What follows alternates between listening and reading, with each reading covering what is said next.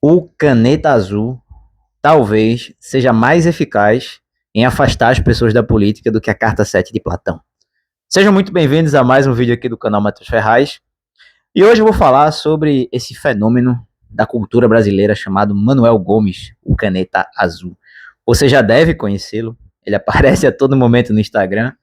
Começou com a música, que acabou se tornando o nome dele, e depois voltou como a Fênix das Cinzas, com vários memes usando a voz dele para cantar músicas famosas por meio de programas de inteligência artificial. E agora, depois de passar por uma crise pessoal, depois de estar quase falido, morando de aluguel e praticamente à beira da destruição completa, eis que o nosso querido Caneta Azul volta, decidido a se tornar deputado federal. E bem, não é que o roteiro seja novo. Na verdade, o Caneta Azul está seguindo um caminho que várias outras celebridades já trilharam. Vocês vão se lembrar do Tiririca, talvez seja o grande exemplo de pessoa que foi celebridade um dia e depois voltou pela via da política. Mas o Dado Dolabella, o pessoal do KLB, Tammy Gretchen e tantos outros já se decidiram a entrar para a vida pública. Você vai me dizer, talvez eles queiram de fato contribuir para o progresso do povo brasileiro? Talvez eles de fato sejam pessoas inteligentes e que, por meio das suas vivências, de fato vão trazer algo de concreto para impactar de forma positiva a vida da população? Talvez. Na minha opinião, entretanto, parece que o caso é simplesmente de ver na política uma oportunidade de reerguimento, de recuperação do patrimônio pessoal. E vejam, isso não implica dizer, e é importante aqui para fins jurídicos, que essas pessoas sejam corruptas. Eu não acho que seja o caso. Essas pessoas são honestas, elas são éticas, elas não cometem ilegalidades, mas elas veem ali na política uma forma de utilizar o cargo para obter uma renda por pelo menos 4 anos. E isso parece contradizer os fins que nós esperamos da política. Por que é que existem deputados, afinal de contas? Eles existem para representar a população, para falar em nome do povo e para tentar, de alguma forma, fazer com que o anseio da população se compatibilize com a ordem jurídica. O que acontece hoje em dia? Na verdade, esse anseio ele não é ouvido, e os deputados se fecham e só se abrem quando aparece algum lobby, quando aparece algum interesse tão forte que ignorá-lo significa perder a própria vaga ou pôr em xeque a própria sobrevivência política. E o caso do Caneta Azul talvez seja a grande demonstração de que hoje em dia a política não serve para nada, de que o deputado ele é simplesmente alguém que está em busca do seu favorecimento, que ele é alguém que simplesmente quer um lugar na elite. Ele de fato não pensa no povo, ele não se preocupa com as pessoas, ele está simplesmente em busca de um lugar ao sol, em busca de uma posição que lhe permita desfrutar de uma vida confortável. E veja, esse interesse não é em si condenável quando se trata de uma ambição privada.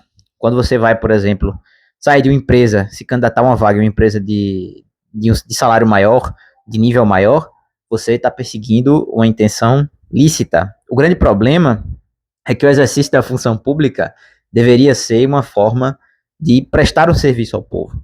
É um serviço público. E talvez uma das formas mais elevadas de serviço público, uma das formas que exigiria um tipo de conhecimento mais sofisticado.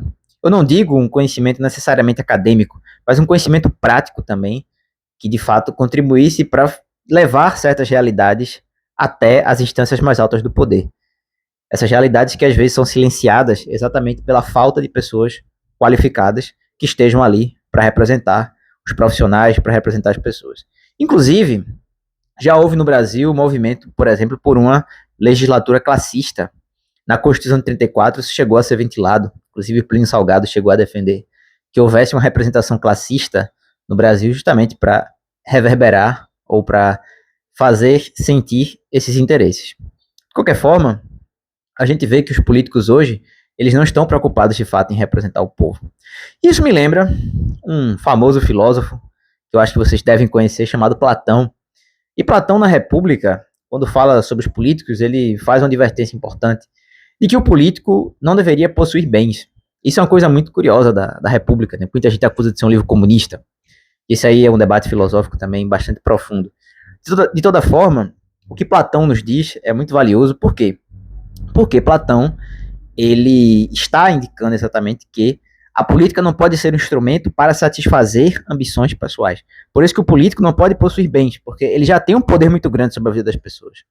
Se você permite ao político ter muitos bens, se tornar uma pessoa rica, você vê exatamente esse colapso da sociedade que nós estamos hoje testemunhando. Então, a candidatura Caneta Azul, talvez ela seja um meio de convencer as pessoas do problema da política atual.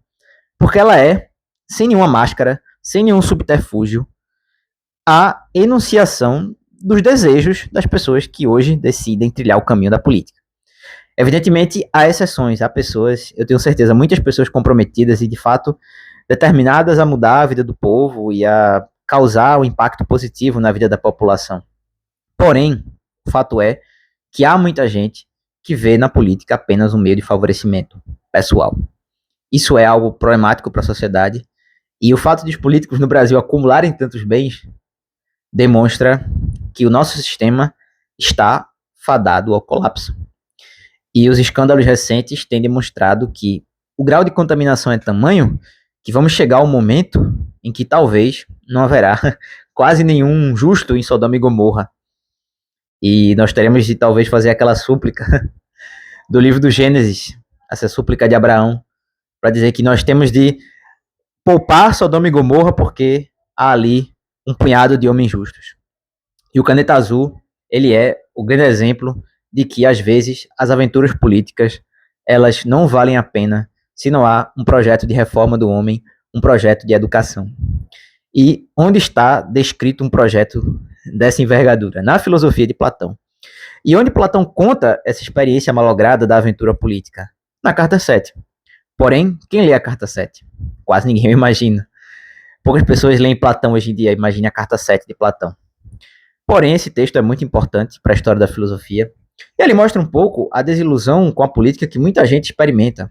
Eu acho que é um sentimento quase universal de desilusão com a política que muita gente sente na juventude, de ter se entregado a projetos políticos, de ter atuado com militância e depois perceber que os indivíduos que venciam eram exatamente aqueles menos comprometidos com os princípios daquele projeto.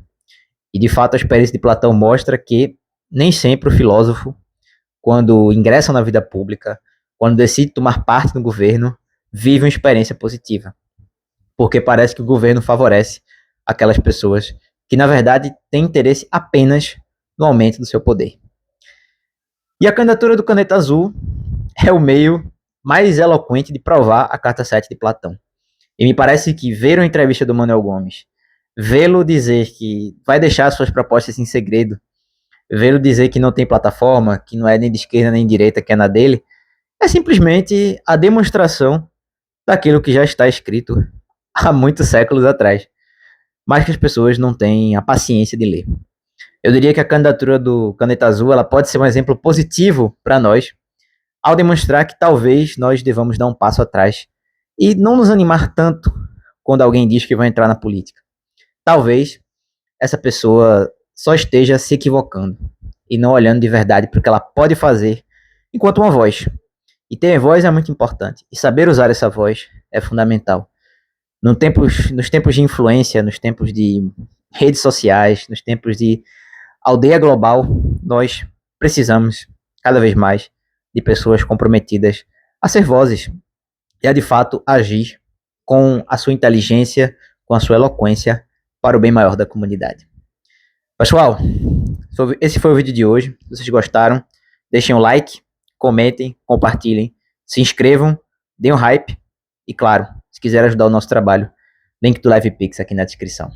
Até a próxima.